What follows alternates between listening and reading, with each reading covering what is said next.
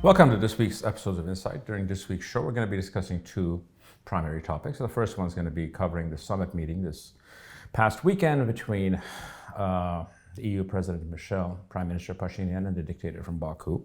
And in the second part of the show, we're going to be discussing the recent threatened invasion of northern Syria by Tayyip Recep Erdogan, the president of Turkey. Let's start with this last weekend summit meeting between the three leaders. What came out of it, according to the EU president, were the following points. That both sides agreed to proceed with unblocking the transportation links. Both sides agreed to the future discussions towards a peace treaty and establishing interstate relations. The third one was the establishment of moving forward toward a border commission and the demarcation of the borders between the two countries.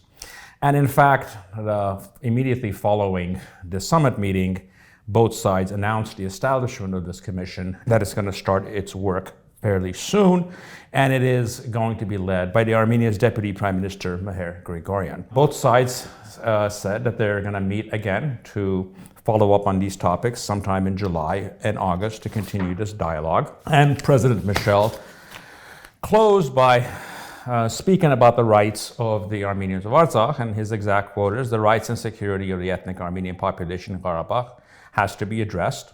But he obviously did not mention the status of the issue, which is the primary issue at the heart of this conflict for the past 30 years. Let's analyze all of this and see what it actually means in real terms. The first question we have to ask is, what is the likelihood of success of this process? And what I mean is not one thing here or there, but in general about bringing peace to the region and settling all of these issues. Is it likely to succeed or not? And I would say it's actually not likely to succeed. And this has nothing to do with the mediators in this case, whether it's the EU, whether it's Russia, whether it's the United States. It's really not about them. Actually, I think this is one of the few places in which most of the world powers actually want a peaceful situation, or at least no war, for their own particular reasons. The only people that are actually interested in war in this region or instability is actually the Turkish and Azeri regimes. And the reason that these talks are likely to fail is for one specific reason, which is the regime in Baku needs it to fail, because the entire legitimacy of the Aliyev regime is based on its hostility towards the Armenians of Artsakh and the Armenian Republic. You take away this issue from them, and he needs to sit down and explain to his people why, despite almost $300 billion in oil revenue for the past 25 years, his people are the poorest people in the Caucasus first, and second of all, the least free people in the Caucasus by a mile. So what they will likely do is to constantly come up with moving goalposts where they'll make constant demands on matters that no Armenian government or a legitimate government here will accept. And their rejection becomes their raison d'etre for further aggression. I frankly commend all parties, including President Michel, for working towards settling these issues and peace and bringing peace to the region. But however, I think they're wrong on one point. You're not going to get peace by having morally ambivalent positions or conversations about Artsakh. The issue of Artsakh is at the heart of this matter. The protections for the people of Artsakh need to be put first and foremost if we're actually going to have a stable and peaceful situation in the long run. My message to the primary mediators in this case, specifically the EU leadership, that is, the most important thing in this case, in bringing peace to this region, is that it needs to be made very clear to the Baku regime that ethnic cleansing of the Armenians of Artsakh is not an acceptable solution, and that aggression to reach that goal is never going to be accepted or tolerated by the EU and other world powers. And what needs to back that up is if that is the plan and the desire of the Aliyev regime, which it's fair to say it clearly is, they need to understand that there'll be next steps and consequences, which would mean UN mandates and remedial secession and other international protections for the residents of Artsakh. My message for our side is the following. Our job is a simple one. first of all, is to continue this dialogue, because I think it's important to engage and try to solve these issues in a peaceful manner. But at the same time, we need to clearly understand that any long-term peace with a regime like Aliyev's is going to be based on one principle and one principle alone, and that is this, which is that peace is more useful for allowing his family and his clan to continue stealing from his country for as long as is possible, or as precisely to the end of the carbon era, after which his country will most likely devolve into some Eurasian version of Somalia, minus dramatic reforms right now, regime change or democratization. That is the final outcome of Aliyev's kingdom and his subject, and there's not much that can be done to change that.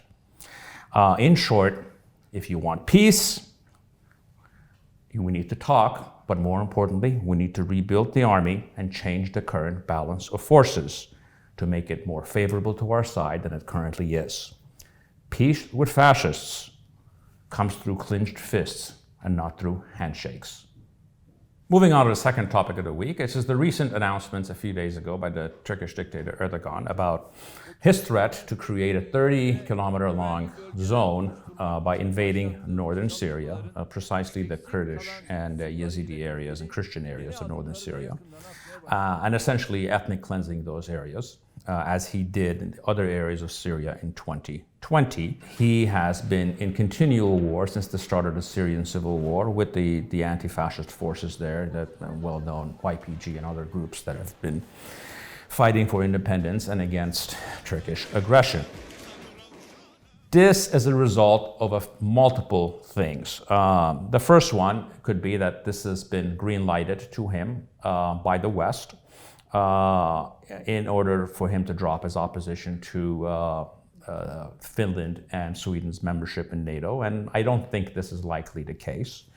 It's much more likely that the second option is that this is the outcome that he wants, that in some kind of a trading mechanism he can do his aggression, and then he will overlook or approve the ascension of those two Nordic countries into NATO. It's probably more likely in line with his thinking.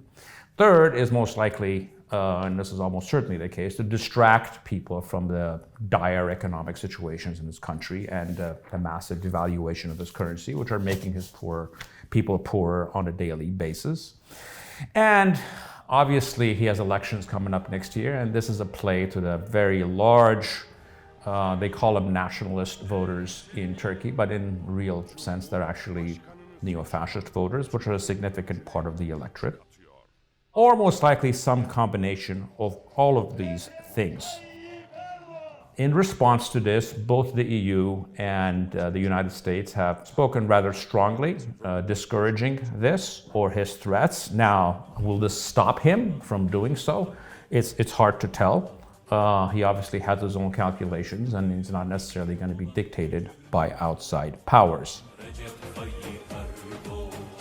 I'm going to move on and play a little short spurt of a speech that then Senator Biden made in 2002 in northern Iraq to the Kurdish parliament, in which the name of this speech and the title of it was a play on words, because the Kurds have a saying that we have no friends but the mountains, and he says that you have more friends than just the mountains. So let's hear what the former senator has to say.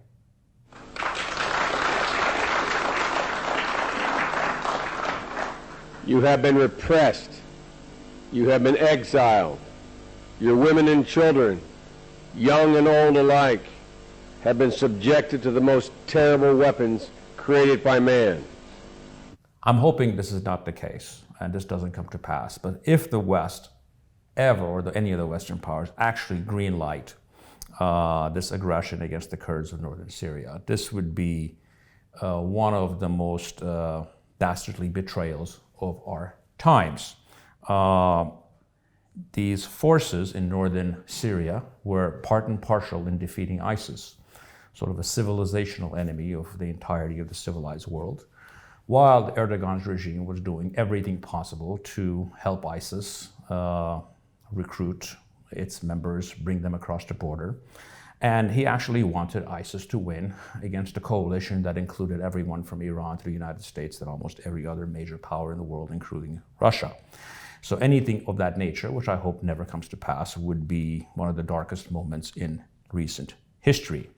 The other announcement that was interesting that was made at the same time by the Turkish dictator was his aggression and his war of words with the Greek prime minister.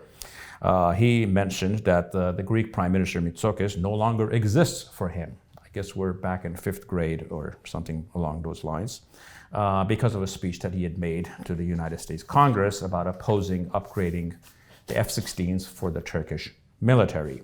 I think when you're looking at, and this is where it affects us, you're looking at Turkish foreign policy in the Erdogan era, it's a combination of two things. It's these disingenuous peace outreaches, which almost always inevitably fail. And then he falls back to naked aggression. It's just one and two. It's this yin and yang that goes back and forth.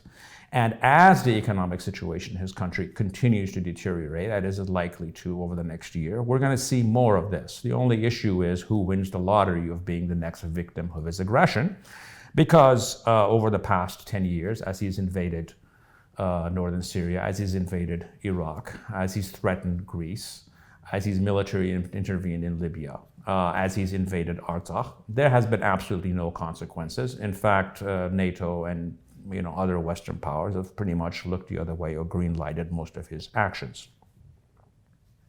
I'm going to conclude and finish this show with a correction from last week's show, in which during the broadcast I mentioned that the president of the EU never made a mention of Armenian POWs in their communiques after the previous meetings between the three leaders. And actually that was not the case. There was no mention of POWs in the immediate release, but in the longer communiques that they released, they demanded and asked for the release of everyone that was held, all detainees.